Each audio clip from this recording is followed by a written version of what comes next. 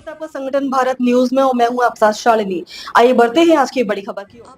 अंतर्राज्यीय drug syndicate पर मकोका की कार्रवाई, 35 किलो गांजा व पिस्टल बरामद। मुंबई से सटे थाने के कल्याण में अंतर्राज्यीय स्तर पर सक्रिय ड्रग सिंडिकेट के खिलाफ पुलिस ने बड़ी कार्रवाई करते हुए 14 आरोपियों के खिलाफ मकोका के तहत मामला दर्ज किया है।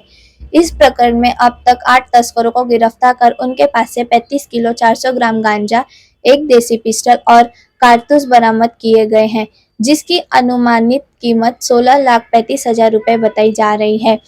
पुलिस के अनुसार इस गिरोह के तार छत्तीसगढ़, ओडिशा, नागपुर, नासिक, मुंबई और कल्याण से जुड़े हुए हैं।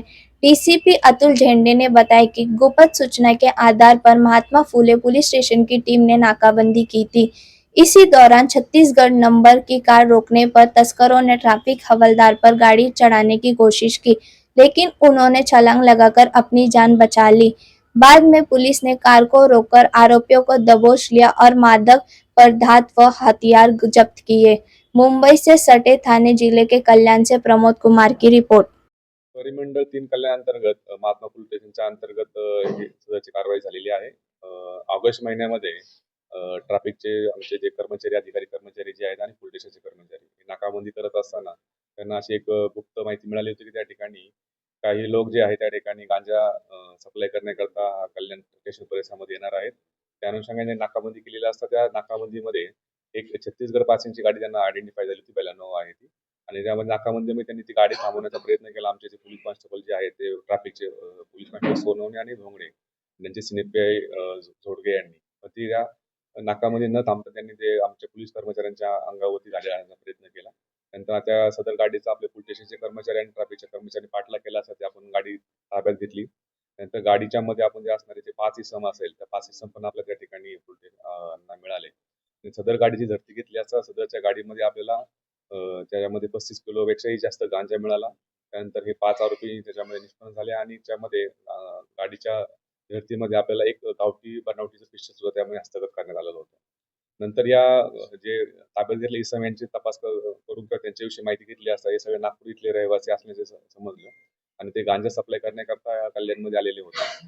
त्यानंतर त्यांचा गुन्हेगारी पार्श्वभूमीचा रेकॉर्ड चेक केला असता ही पूर्णपणे टीम जी आहे, पूर्ण गँग जी आहे ती पूर्ण नागपूर आणि विविध शहरांमध्ये ही काम करत होती आणि हे सगळे यांच्यावरती पूर्ण गँगवरती 40 पेक्षाही जास्त गुन्हे अंमली पदार्थ तस्करीचे हे दाखल होते। त्या तपास करण्यामध्ये आपण आतापर्यंत टोटल 14 आरोपी याच्यामध्ये गुन्ह्यामध्ये निष्पन्न केलेले आहेत। त्यामध्ये ओरिसामधून जे माल आणतो त्या ठिकाणचे पण आपण जाऊन आरोपी अटक केलेले आहेत। जे माल आणण्यापूर्वी ओरिसा त्यानंतर सप्लाय करणारी टीम जी नागपूरची होती ती सर्व अटक केलेली आहे। या ठिकाणी काही स्थानिक लेवलला सुद्धा हा माल सप्लाय होत होता। त्यामध्ये मुंब्रा असेल, भिवंडी असेल, कल्याण असेल, इतरही भागामधले जे आरोपी आहेत त्याच्यामध्ये आम्ही निष्पन्न करून त्यांना सुद्धा अटक केलेली आहे। अशा प्रकारे एक आंतरराज्य टोळी जी अंमली पदार्थ तस्करी करणाऱ्याचे जे आहे पूर्ण कल्याण असेल, ठाणे असेल, नाशिक आणि मुंबई या भागातील त्याच्यामधून निष्पन्न केलेली आहे आणि त्यांच्यावरती संघटित गुन्हेगारी मोका अंतर्गत ही कारवाई माननीय पोलीस आयुक्त Shri Ashutosh Dumbre sir, joint CP आमचे चव्हाण सर आणि ऍडिशनल सीपी जाधव सर यांच्या मार्गदर्शनाखाली सदरची ही ठाणे आयुक्तालयामधली ही दुसरी कारवाई झाली आहे। त्याच्यामध्ये आपण मोका अंतर्गत या 14 आरोपींमध्ये सध्या अटक केलेली आहे। सदरचा गुन्ह्याचा तपास जे आहे आमचे कल्याणचे एसीपी कल्याणची गेटे करत आहेत। आता सदरचे आरोपी आता सध्यापर्यंत त्यांना 23 तारखेपर्यंत पोलीस रिमांड दिलेली आहे।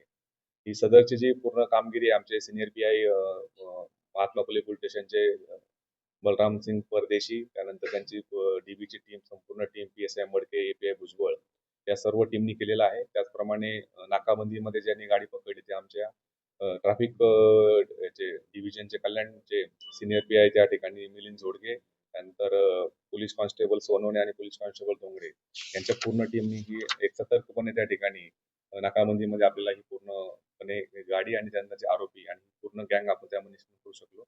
अशा प्रकारची कारवाई आपण या सुद्धा सुरूच राहणार आहे आणि स्थानिक लेवलला सुद्धा जे काही गांजा या ठिकाणी तस्करी करणारे किंवा सप्लाय करणारे असतील यांच्यावर सुद्धा परिमंडळ 3 आणि सगळ्या पोलीस स्टेशनच्या अंतर्गत ही आमची कारवाई अशी सुरू राहणार है। अब तक के लिए बस इतना ही, फिर होगी आपसे मुलाकात। तब तक के लिए नमस्कार और देखते रहिए संगठन भारत न्यूज।